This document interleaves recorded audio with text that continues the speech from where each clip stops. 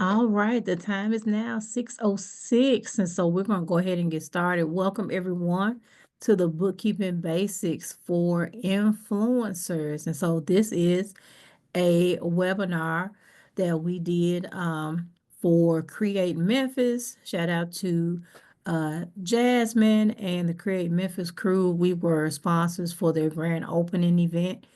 And for the influencers that were present at the grand opening, we offered this as one of the sponsored events. So I hope that this webinar gives you some opportunity to think about how you're going to plan for your business as you are locking down those brand deals and um, getting your engagement up and all that good stuff, because we want to make sure that you're able to not only succeed, but to also thrive monetarily, right? And also be able to pay the least amount in taxes. So, welcome to Bookkeeping Basics for Entrepreneurs, for Influence, rather.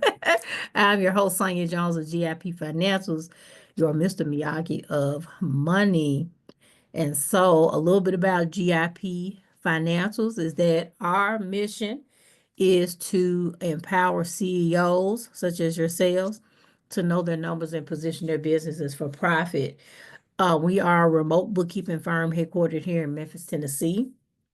And our acronym GIP means Get in Position. So not only do we serve for profits, but nonprofit organizations as well. So we do have a team.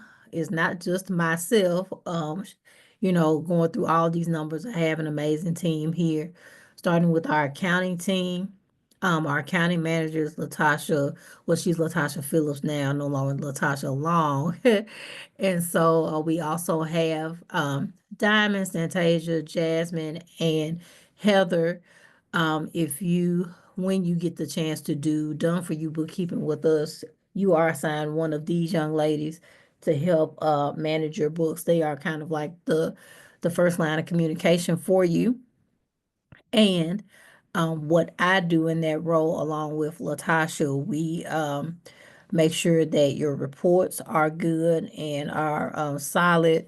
We offer, as we're looking at your numbers, any advice and things that we kind of see coming down the road, things like that. So that's kind of the roles that we play.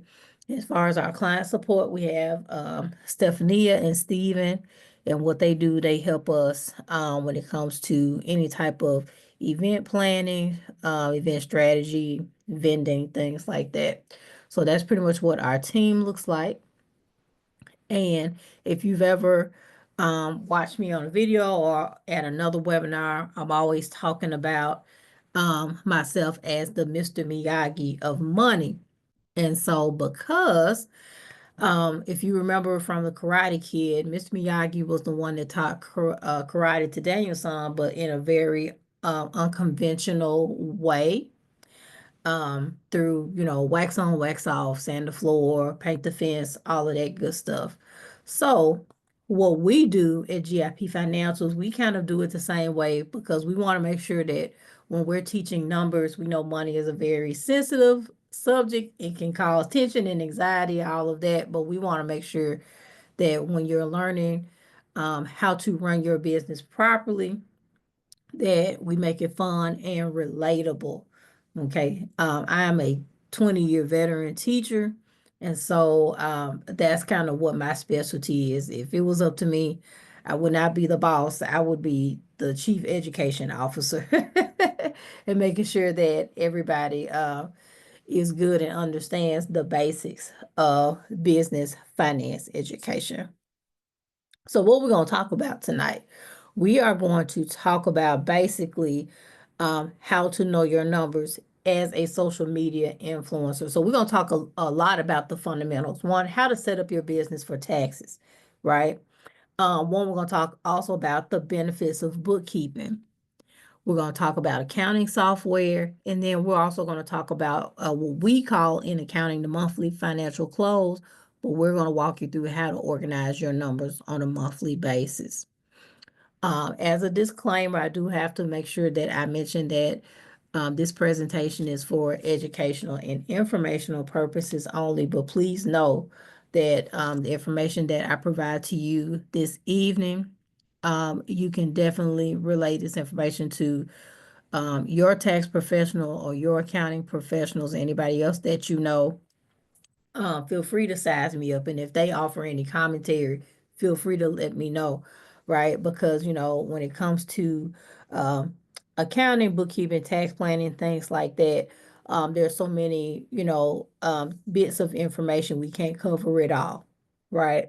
And as I'm speaking, I'm pretty sure there's probably some update, right? So just to make sure that you're aware of that. But please know if you're out there on those internet streets, social media influencers, and you hear some information and you're not quite sure about it before you take action, please send something in my DMs to ask, is this true or have you heard about this so we can do some research. All right. So with that being said, we're going to go ahead and get started. So when we're talking about your finances, we first have to talk about your entity and how you set your business up. Okay. So as you are starting out as a social media influencer, right? I always advise my clients, right, to start small, right? Because you, as a social media influencer, you have to build up your following before you get those brand deals and things like that, right? You have to attract people, to your social media platforms and such, right? So as you're doing that, I know a lot of times you may hear that you need to have an LLC, right? As you're starting out, it really depends on your industry because when I started GIP, I had no choice. I had to have an LLC just because of the specific work that I do, right? So the purpose really of the LLC is to separate your business assets from your personal assets. That's where the limited liability company, that's the LLC acronym, that's what it stands for, right? Or limited liability, yeah, LLC.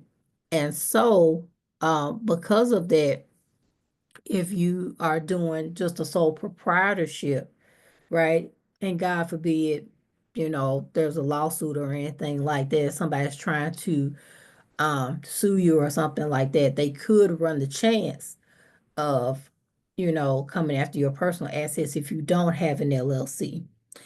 However, until you start making, what I consider, good money or real money, right? Anything probably over, well, in the eyes of the state of Tennessee, anything over $3,000, technically you're doing business, right? So, those are the things that I would kind of, take a look out for. But even in that, there are ways as a sole proprietor that you can still um, reduce your tax liability, especially if you have a 9 to 5. So believe it or not, if you're still working, there's a form called a W-4, right? And the W-4 is the form that you use for identifying like your tax exemptions and things like that. So with the W-4, which you can change and adjust at any time, by the way, you can go to your HR department and ask them to update your W-4 so you can take extra money out of your 9 to 5 to cover any money that you make, as an influencer, as a sole proprietor, right? So let's go back to your social media influencer part. So if you do get a brand deal or any type of incentive and they pay you over $600, they should send you a document called a W-9. And so the W-9 is basically the document that identifies you as what they call an independent contractor, meaning you are making money um, for that particular company, right? And it's kind of like a side gig, like your Uber people, DoorDash, things like that. All of those are considered 1099 contractor slash gig income, right? So if you're making money with a brand and they pay you over $600, just know that that W-9 is coming, and whatever income that they pay you, you're going to get a 1099 between January and February. Okay.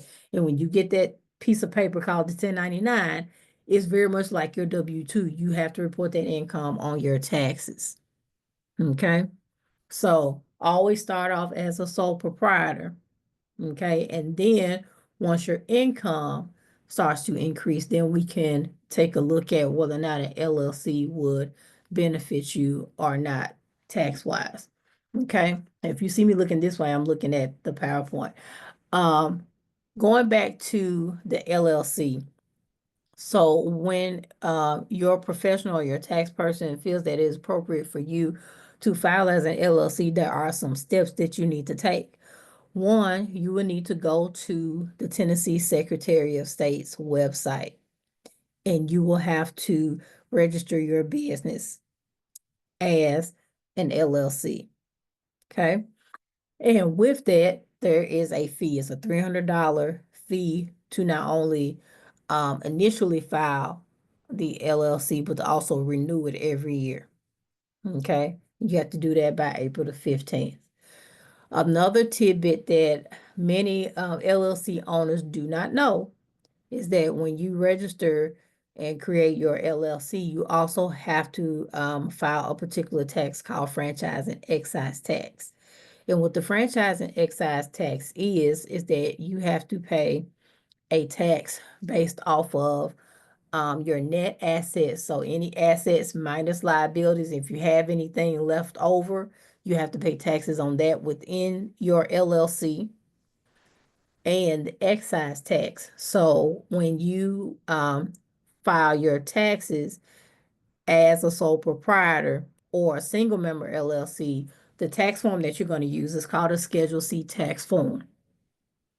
And the Schedule C tax form is going to let the IRS know whether or not you made money in your business. So there's going to be a bottom line at the bottom of the Schedule C, I believe it's line 30, 31-ish, right? That says net income. So if you made more money than you spent out in your business, then your net income is going to be positive, right? So say if you made $20,000 and you only spent out $5,000, you made $15,000 worth of profit.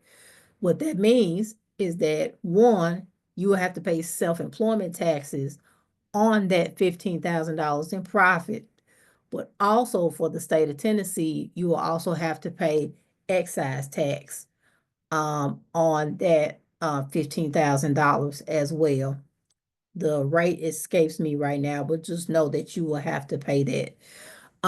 Even if you don't make any money, the minimum amount that you have to pay every year is $100. And you pay that through the TNTAP platform, TNTAP, TNTAP platform. Okay, so that's pretty much the spiel of your self-employment as a sole proprietor, right? Or as a single member LLC. Okay. Another thing that you'll have to make sure that you do is that you register or create rather an EIN, an employer identification number with the IRS. This is free. You can do this for free on the IRS website. You do not have to pay anybody to do that. But one thing I would definitely suggest that you do before you do this is go to the Secretary of State's website. So say, for example, if I was a social media influencer and I wanted to create Sonia Jones LLC or Sonia Jones Enterprises LLC or something like that, I want to make sure that nobody has a name similar to mine already within the Tennessee Secretary of State database. So I'm gonna search for my name first before I go and apply for that EIN, right? Because when you get ready to file your LLC, if that's what's advised of you to do, you're gonna need your EIN number first, okay? So I just want to let you know that the EIN is free. You do not have to pay anybody to set that up for you. Okay. So once you get your EIN, once you get, your LLC, if that is what you want to do, You're also going to set up a business checking account. Now, for me, um, I would recommend, especially if you are a sole proprietor, say if you're not going to have an LLC or whatever, it would hurt for you to have an EIN, especially if you're trying to apply for a business checking account, because most businesses are going to ask that of you anyway, right? You can have an EIN and not have an LLC. You can do that. Okay. So just be mindful of that. So if I had to walk you back through the steps, right? One, think of your business name, search it through the Tennessee Secretary of State. Two, get your EIN. Three, get your business checking account. Okay.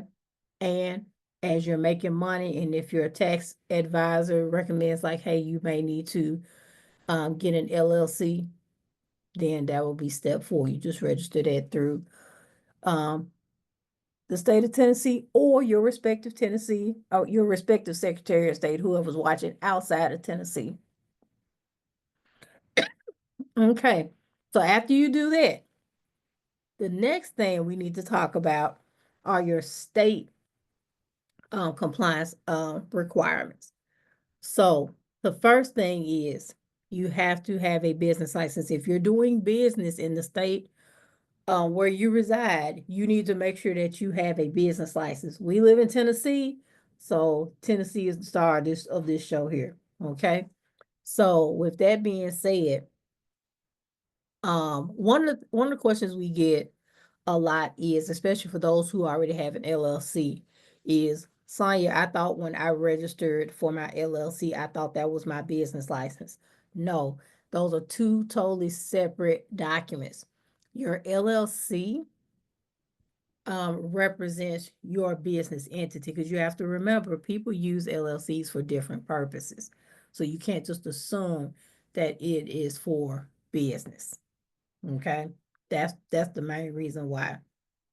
So if you are a sole proprietor, non-LLC, and you make over $3,000 as a social media influencer, you will need to file for your business license. You will go down to, if you're in Shelby County, Tennessee, if you're in Memphis, you will go down to the Shelby County clerk. You can go to the one downtown, the one on Mullen Station. Those are the two I know of. I think it might be some other satellite locations. And you can file for your business license there. I also believe you can also file for it online as well. So you have to make sure that you do that. Now, with the business license, there are two different types of business license. If you're just starting out, you're going to qualify for the minimum, because that means you're going to be making between $3,000 and $100,000 in gross revenue. That's before expenses. Okay. Once you start making over $100,000 in gross revenue, then your business license status is going to change from minimal to standard.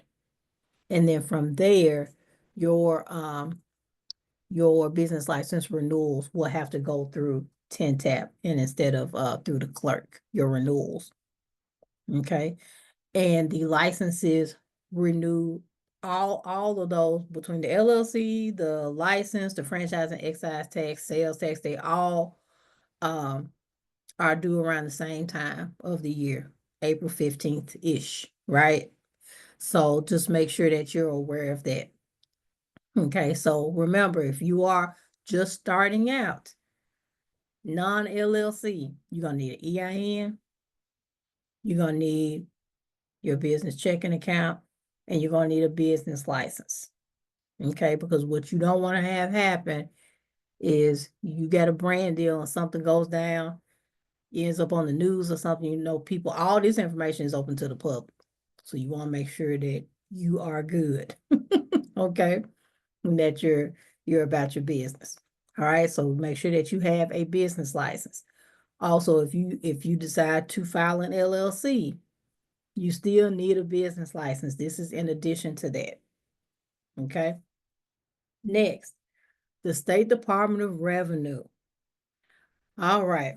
So with the State Department of Revenue, you're also going to possibly have some additional tax obligations depending on what you're doing. Okay.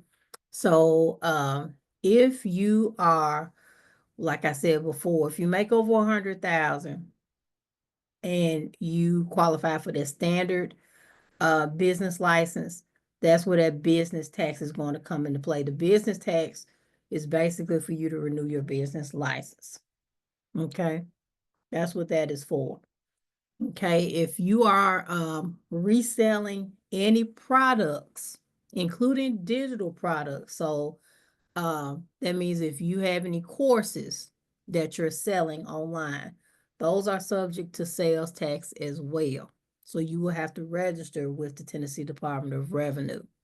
Okay, and again, the franchise and excise tax is also paid actually through the Department of Revenue through TNTAP.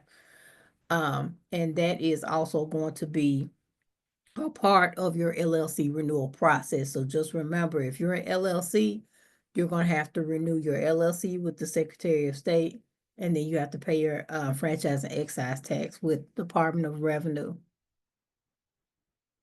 Okay, so that's about your entities. Notice I did not say anything about S corps and C corps because we're not ready for that yet. Well, I gotta cap it at some point, right? So we'll talk about S corps and all of that later on down the line. I just want you to focus on those options that are going to be for you right now, because I'm assuming most of you guys are starting out as influencers. We don't have anybody that's up, up in the S corp stratosphere just yet, right? Because those S corp partnerships and all of those entities, those are going to require a different level of accountability, compliance, and uh, fees when it comes to tax filing and things like that. So I just want to make sure to keep things simple tonight. All right, so let's talk about bookkeeping. So basically, what bookkeeping is you tracking your business's financial transactions. There are two transactions, your income and your expenses. Money coming in, your income, money coming out, your expenses. So why do you need bookkeeping? You need bookkeeping for three particular reasons. One is going to protect your time. Okay. If you come across an opportunity where you can get funding, having your profit and loss statement, your financial records, your LLC, all your documents and things like that in digital form and in physical form is going to really make you stand out and make you look really organized and, for lack of a better term, legit. Right? So bookkeeping definitely protects your time. It also protects your money as well. If you're tracking your money on a monthly basis, you'll be able to see, those subscription fees to where they don't update you on when they're going to go up. You just start paying $35 to $45 just out the blue one day, right? Or even if you're, issuing invoices, right? You should be able to track who hadn't paid your invoice so you can, send them a look, not knock on the email, right? You don't want to be in a situation where you're being taken advantage of. Okay, and then lastly, bookkeeping is going to protect your vision. As a business owner, you should be thinking long term, like what do you want to do by the end of 2025? How many engagements do you want to have? How many podcast episodes you want to be on?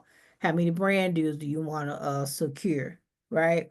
You're not going to be able to do those things unless you got good bookkeeping in place, right? Or even just how much money you want to make by the end of 2025. You have to know, like, how many brand deals, if your brand deals are average of a certain amount, how many deals do you need to have every month in order to make that happen, right? So that's why we need bookkeeping. Another common question that I get asked is what's the difference between bookkeeping and accounting? I like to compare bookkeeping and accounting to a nurse and a physician.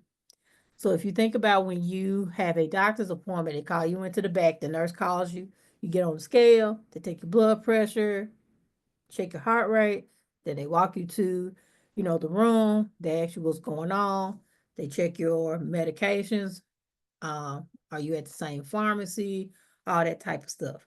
So bookkeeping is pretty much the essence of that, like basic at its simplest is data entry, right? Categorizing your income, your expenses. If you got a credit card, you're categorizing the charges on your credit card. If you have a loan or a line of credit, you're making sure you check those transactions, things like that, right?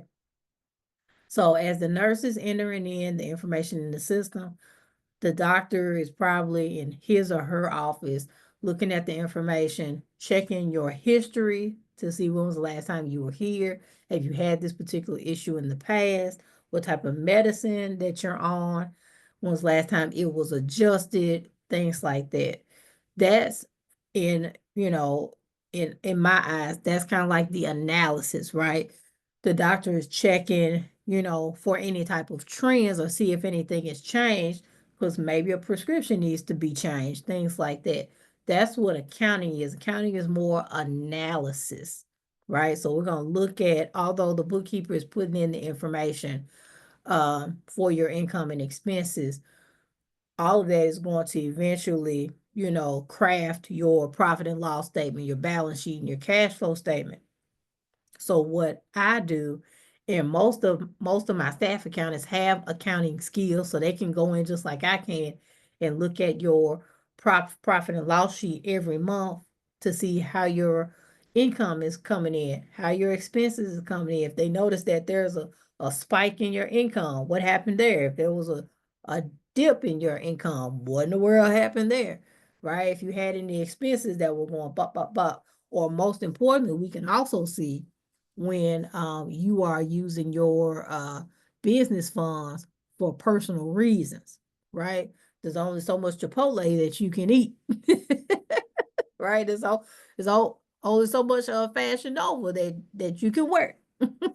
Okay, so you just have to make sure that whatever is coming into that business checking account is used for business purposes.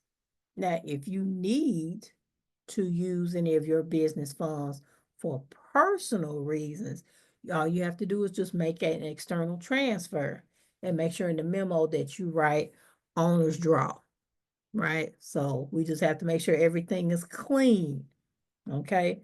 Because what you don't want to run the risk of is called a little phrase called piercing. I think it's called piercing the veil. I think that's what, if I remember correctly. To where, especially if you have an LLC and um and it's showing that your activity, we really can't see a clear line between your personal activity and your business activity, you run the risk of not having that asset protection that the LLC provides. And we sure don't want that, especially if you're paying $300 a year for that, right? So be very careful about that. Okay. So bookkeeping is data entry, accounting is analysis. Every bookkeeper is not an accountant. So you just have to be very mindful, especially if you're hiring people, what they can and can't do. Okay. And if you need more information about like how do I know, how to hire a bookkeeper or an accountant, on our YouTube channel, we actually have a video where we talk about how to hire the best bookkeeper that fits your needs. We talk about pricing models, pricing scenarios, even the different types of questions to even ask as you're looking for somebody to help you. All right, so I'm gonna skip past the Q&A. All right, so who do you need? So a lot of times too, we also get questions, especially about the CPA, right? But I'm gonna break down all four of these roles because these roles you're going to experience at some point in time in your entrepreneurial journey. So we talked about bookkeeping already, right? That's the person that's going to help you organize your financials, right? The tax preparer is the one that's going to file your taxes, okay? And so the bookkeeper and the tax preparer actually work together, right? Don't assume that the person that files your taxes is also doing bookkeeping because if they're doing it the right way, if you give that tax preparer your box of receipts, they should charge you extra for going through that box of receipts. Okay. I highly advise you guys, if your tax preparer only wants to see your bank statements, don't do that. Don't do that, because I promise you, you're probably going to end up overpaying in taxes. Okay, because you got to think about the activity that's going on in your account. Somebody has to go through there and ask you, what is this? What is this? What is this? What is this? What is this? So please do not just give all your your business account bank statements to your tax preparer. Take some time to look through those things, right? Because I assure you, all they're doing is checking the amount of your deposits and the amount of your expenses. Who's to say that some of those deposits were you actually putting money into your business from your job, right? That's not earned income. So you run the risk of paying double taxes, right? Because you are already taxed on that income from your job. If you put it in your business and your tax preparer is not asking you about it, you run the risk of paying self-employment taxes on that income as well. So it's important that we have to separate money that you personally put into the business versus money that you earned from other people into the business. And the same thing with money coming out of the business. The money that you take out for personal reasons, right, aren't expenses. So we have to make sure that those items and those amounts are separated from actual business expenses, right? So we have to be, very, very careful about that. The tax planner is the individual that's going to help you think long term and how to save your money down the road. So say, for example, if you're full-time self-employed, right? Say you go viral on YouTube, you got the little plaque, how they have the little silver or gold plaque in the background, and you're monetized and you bringing it in, right? And you quit your job. Okay, congratulations. When it's time for you, and say at that point you're renting an apartment, who's to say you later on down the road you want to buy a home or you want to buy another vehicle? As a self-employed individual, most lenders see self-employed individuals as high risk. So you have to be very, very intentional on how you plan, your money tax-wise, because your numbers on your tax return, they have to look a certain way, not just accurate. They always want to be accurate, but I mean pristine and showing that you actually, one, made money in your business, right? But you also want to show that you've made enough to justify that you can handle a mortgage, that you can handle a car note, right? So that's what the purpose of the tax planner is. Not to mention retirement, right? And the tax planner is also going to be the one to say, you know what, if you've made so much, now it's the time for us to kind of look at you taking the S Corp election. And I just want to put this caveat in here also. If you see anything on social media talking about you need to have an S Corp is not an entity that you can go to the Secretary of State and apply for. The S Corp is a tax election. Okay. So if you have anybody that's supposed to be like a person that sets up businesses and they say, I can set you up as an S Corp, you can automatically fire them because they don't know what they're talking about. The only person that can set you up as an S Corp is your tax preparer, because there's a process that has to take place for you to take that S Corp election.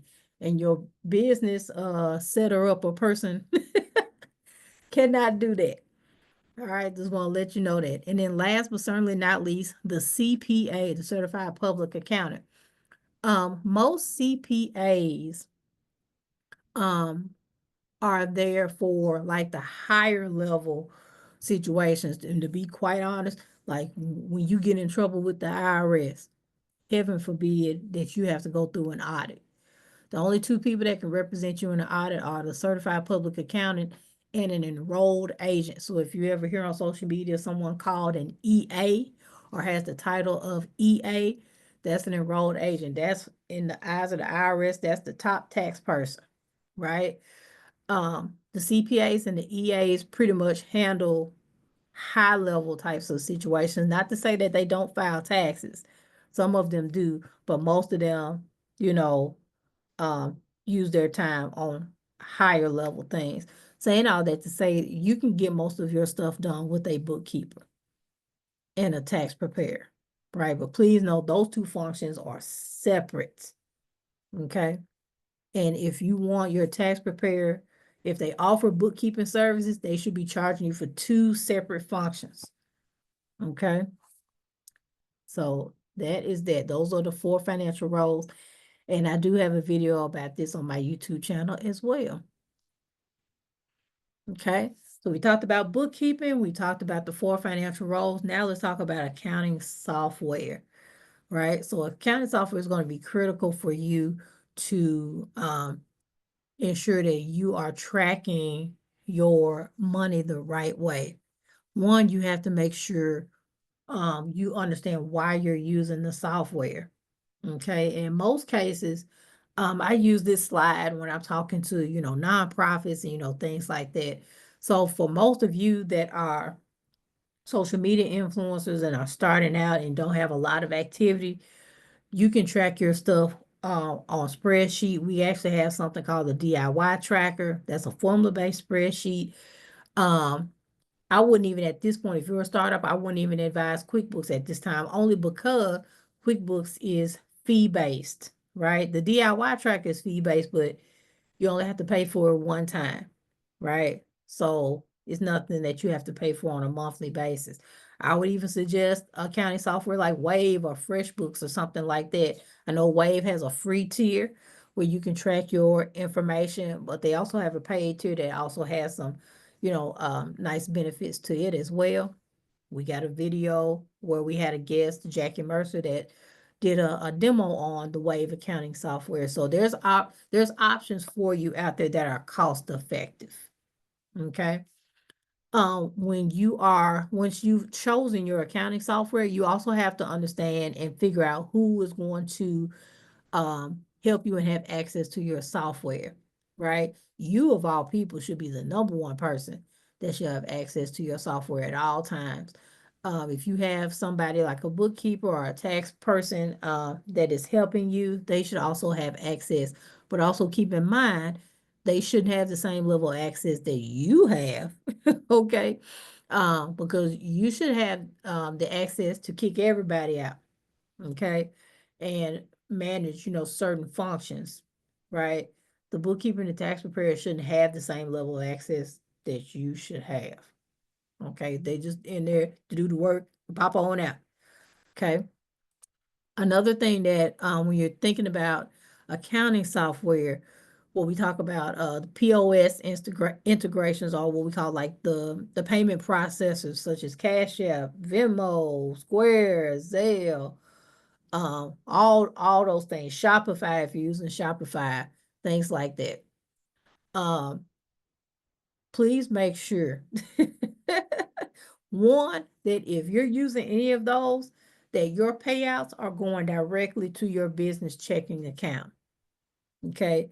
Most accountants and bookkeepers are going to advise you not to connect those platforms to your accounting software because they can be really tricky. And if you don't handle those right, you can mess around and have duplicate transactions, right? And it's very hard. Once you tangle that ball up, it's very hard to untangle, right? So the only thing that we recommend here, especially with those merchant accounts, just make sure that when you're getting paid, that they're paying out in your business checking account because it's easier for us to track it there.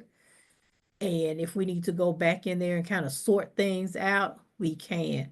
Because in most situations, if you think about it, say, for example, if you're getting paid through PayPal or Cash App, or even Stripe, for example, that purchase goes to your business checking account is going to be like a payout, right? You're not going to get, like if you sold something for $100, like say, um, you have one of those Instagram platforms where you're advertising for people, right?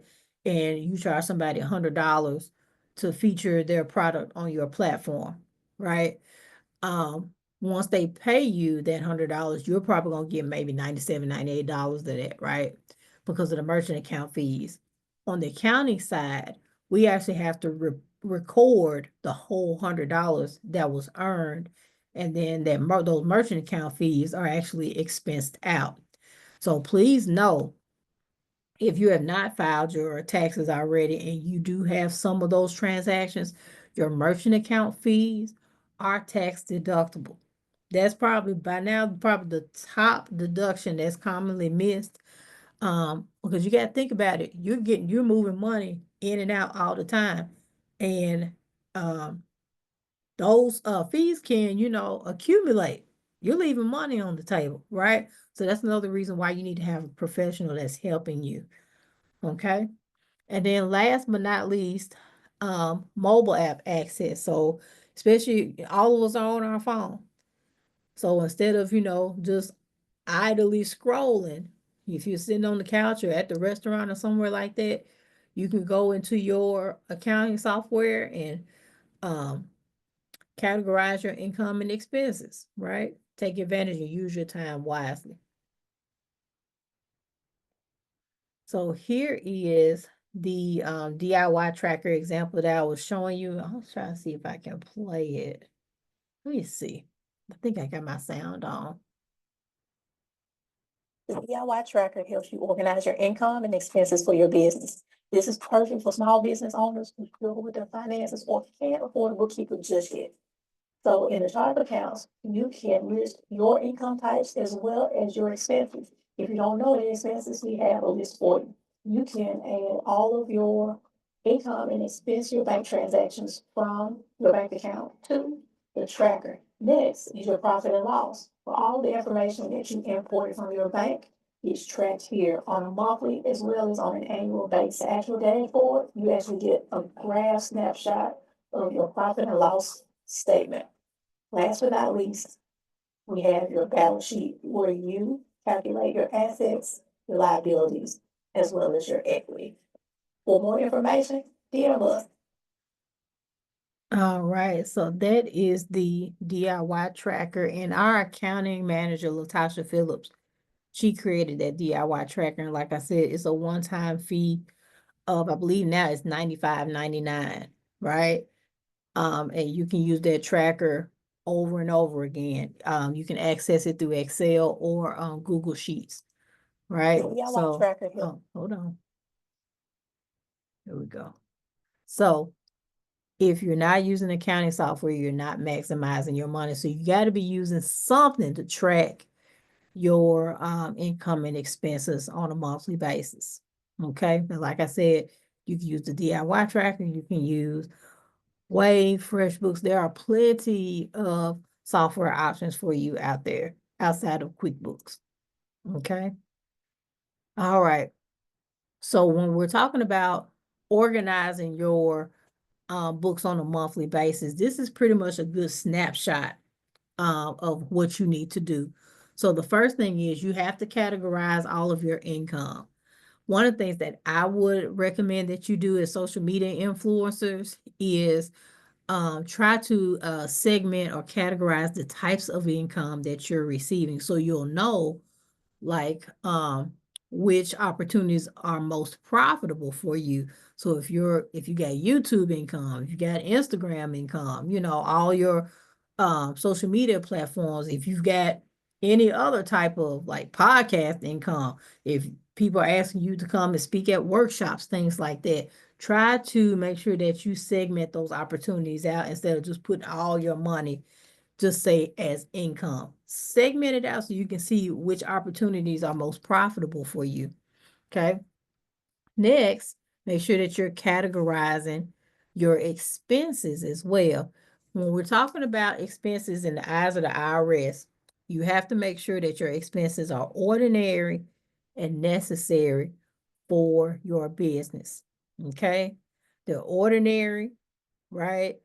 um for the business, but necessary for your particular industry. That's the way I like to see it, right? So in this particular slide, I was using this for, you know, a barber school I was talking about. But when we're talking about ordinary, we're talking about kind of like the general business things. That's why I use the advertising here. But then when we're talking about necessary, that's going to be for you, like your cameras, right? Your little fuzzy microphones, things like that, your lighting, your ring lights, and things like that. So those things are going to be necessary for your business as an influencer. Okay. Some commonly missed deductions or expenses rather are going to be professional development because you as an influencer need to, have PD like bookkeeping and accounting, marketing, things like that, AI, stuff like that. Your merchant account fees, like we talked about with uh PayPal and Cash App, stuff like that. Any mileage, right? And the IRS is very particular about mileage that you can and cannot deduct, right? It's publication 463 of the IRS. But make sure that you connect with a tax person that understands that tax code. Sales tax, right? If you're selling any type of products, right? Sales tax. And then credit or loan interest. If you have a credit card or you have a loan, any interest or fees that come with those credit cards or those loans are also deductible and can be expensed out. Some of the commonly misused definitely gonna be travel and meals. If you go to my Instagram or my TikTok, definitely my Instagram. I think I put it on TikTok too. I have a couple of videos what we call fake news, and there was one with a very well-known entertainer where we saw that there was a tax professional, and I put that in air quotes, that was trying to walk people through how they can deduct those entertainers' concert tickets. And the IRS clearly states that you can no longer use entertainment as a tax deduction, right? Are there exceptions? Yes, but in those exceptions, you guys aren't in that category to do that yet, right? Um, and yeah, they're very, I won't say complicated, but they're high level, right? So travel and meals, clothing. Here's what I would suggest, especially for you guys that are, influencers and you got brand deals. Make sure you put those things make sure you have a contract. And this is why I say that, because if, like, say, in my little Walmart watch, little $7 Walmart watch, right? Ain't nothing special about this watch. I wear it every day. Okay. But if you are being, paid by Walmart to advertise this watch, right? That's one thing, but I would definitely like put this somewhere in writing that you are, especially if it's something that you have to purchase and then, have to, do a video on it. I guess they reimburse you. I'm not very versed on how brand deals work, but if that is the case where you, especially if you have to get reimbursed, make sure you put the brand, like the model, the make and model, serial number, whatever you got to do in that contract in writing. So, you'll be aware of this. So when you purchase it, you can get your deduction for it, right? Please make sure you have your stuff in writing. Um, because like I said, if it's one thing to have like, clothing for your business, like for GIP, I have t-shirts that have the GIP logo on there. Those are deductible because that's my uniform, right? But if I'm just wearing, I'm showing my age, a Calvin Klein shirt or something like that. I can't deduct that unless I'm having, the Calvin Klein shirt embroidered with GIP financials on it. So, because I know most of you guys are, when you're, doing brand deals, you're advertising somebody else's stuff and it's not necessarily going to be a part of your uniform. So make sure you have those things clearly in writing. So if, God forbid, if you get audited or something like that, and they want to see proof that this was a business expense, you already got the contract, bam. So and so paid me to wear this item of clothing, and here it is, right here in full detail, right? So just be aware of that. And make sure y'all have an attorney, please. Please get an attorney for stuff like that. And then commonly misused also credit card payments. Hear me. When you're swiping that credit card for Office Depot printer ink or something like that, you're getting the expense for the printer ink and office supplies. The actual payment on the credit card is going towards the balance. That means you're reducing the liability that's on the credit card. The credit card payment itself is not tax deductible. It's not. Everything that you swipe is, as long as it's business related. Let me say that. Okay. So just want to make sure that the credit card payments are not tax deductible. Okay. And then once you categorize your income and your expenses, we have to do something called reconcile. That's just a big old word for match. You have to match and make sure that the items on your bank statement, your credit card statement, your line of credit statement, make sure that all those transactions on those statements are listed in your accounting software. That's what reconcile means. Okay, that's basically what it means. Even your payment processor, your merchant account, POS platforms as well. Okay, make sure that those transactions are there. And if you're writing checks, make sure you're checking those checks as well, so you don't have anything outstanding. Okay. So we're almost done. So now we're talking about your financial reports. So if you're using accounting software and you're, entering in and categorizing your data, you're going to have three specific reports that are going to be critical to your business success. That's going to be your balance sheet, your profit and loss, and your cash flow statement. And I like to compare those statements with this tree right here. So first, we are always going to talk about the trunk of the tree because that's the essence of the tree. That's where the life of the tree is. You know how you can cut the tree and see the little rings and see how old it is and all this stuff like that. So the balance sheet represents the structure of your business, right? If you're if you ever want to find out like how much your brand is worth or how much your business is worth, you're going to find that out on the balance sheet because it's going to contain your assets, everything that you own, the liabilities, everything that you owe, right? And then the equity section, which represents pretty much your valuation and your ownership of your business. Okay. If if the trunk of the tree is healthy, then it's going to produce, healthy leaves and fruit.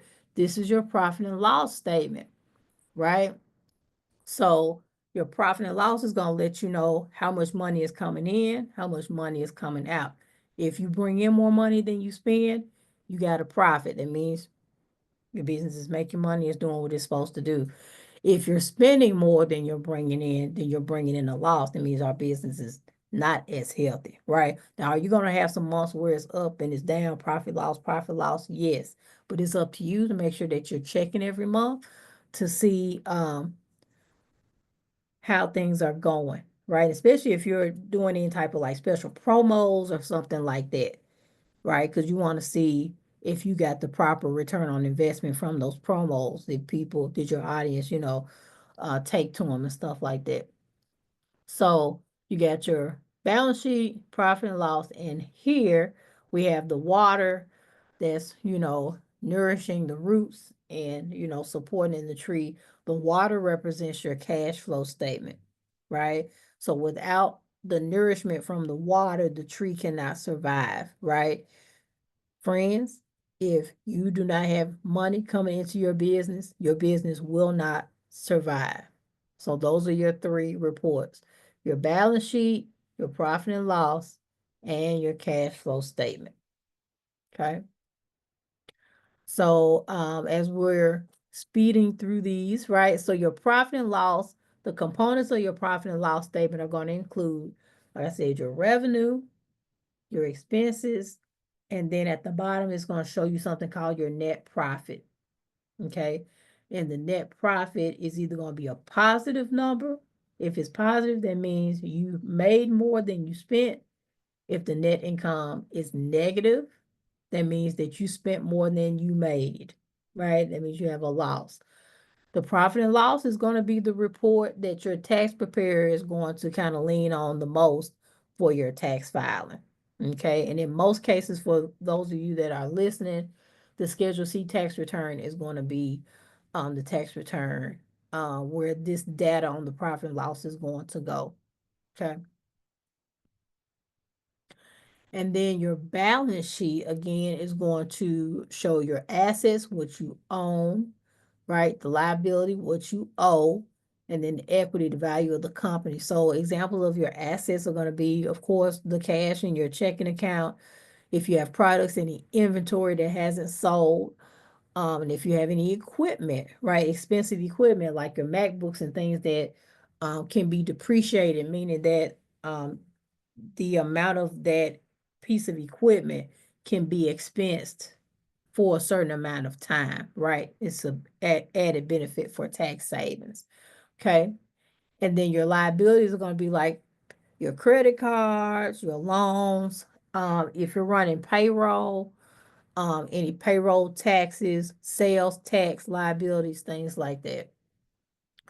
And then equity is going to be the value of the company. So remember earlier where we talked about you putting personal money into the business, right? So if you have a 9 to 5, you're a little short on your business expenses and you need to add some of your job money into your business checking account.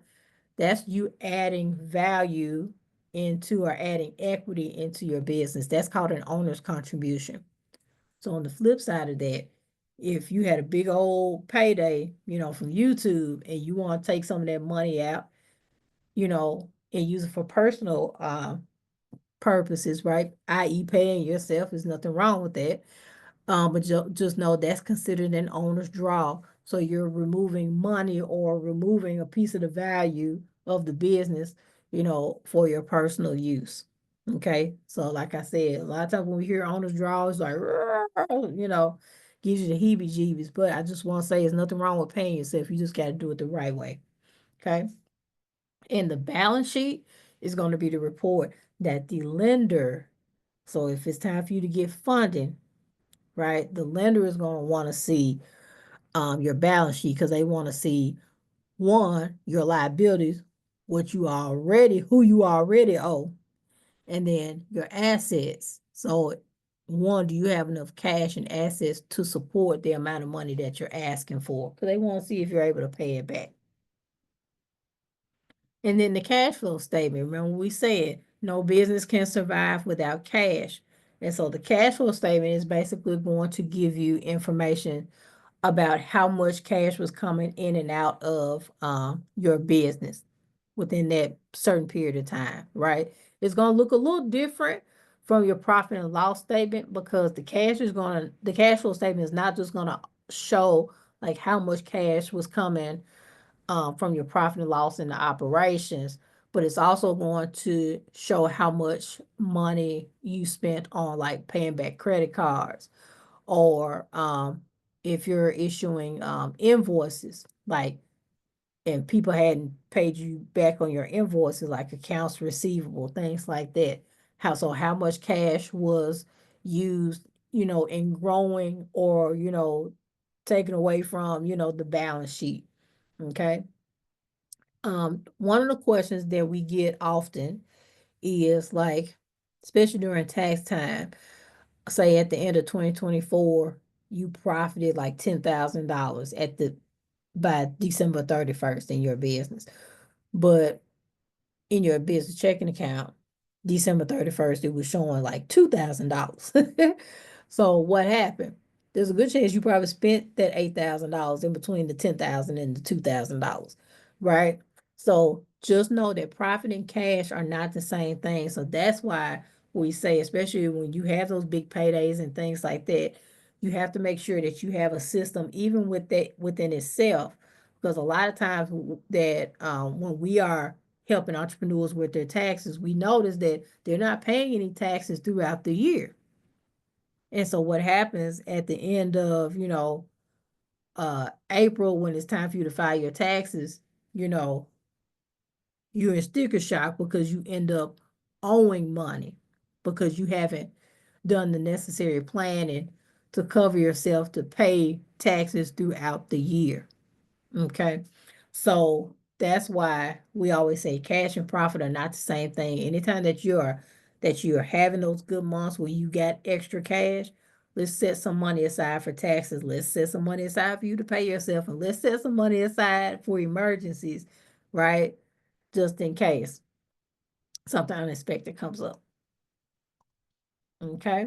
So as we're wrapping up, I want you to think about everything that I talked about tonight. I know it was a lot. That's why we got it recorded so you can go back and re-listen. Right?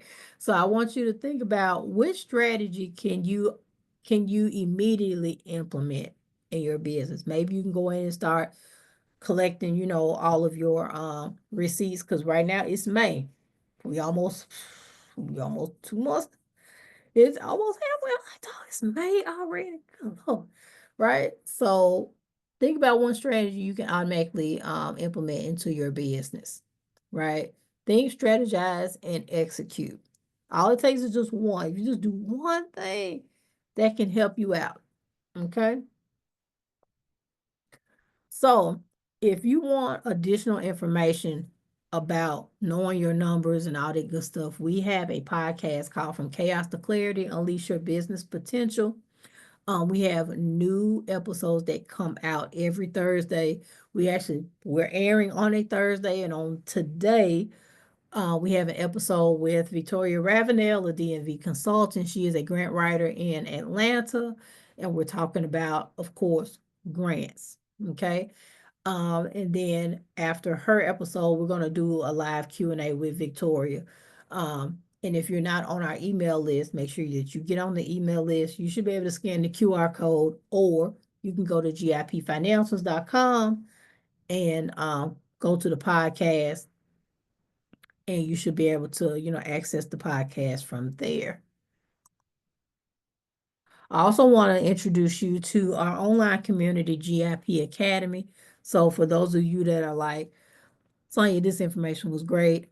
I didn't know any of this stuff at all, but I'm scared to death because I don't even know like what to do after this workshop. This is the solution for that. So with GIP Academy, as you are tracking your expenses on your own, this is going to be a great resource for you. For $97 a month or $3 a day, you can get access to our team. We have live Q&As on a monthly basis. We have an online resource library where you can learn at your leisure. We have a member site, and we have a Facebook group as well.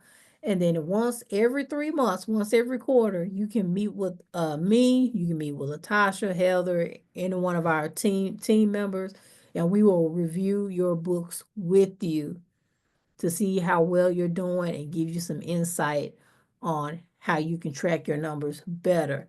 So the goal of GIP Academy is to hold you accountable to organizing your books. So by January, you can get your taxes filed, and you'll be done with that before April. It's going to make you feel good.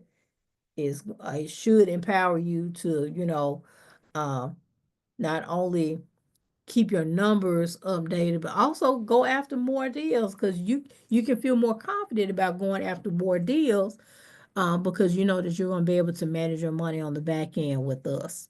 Okay, now hear me clearly. We are not doing the bookkeeping for you. We are here to support you if you have any questions, right? So you still will have to do the work. And let me just say this as well. As CEOs, you can't run from your numbers.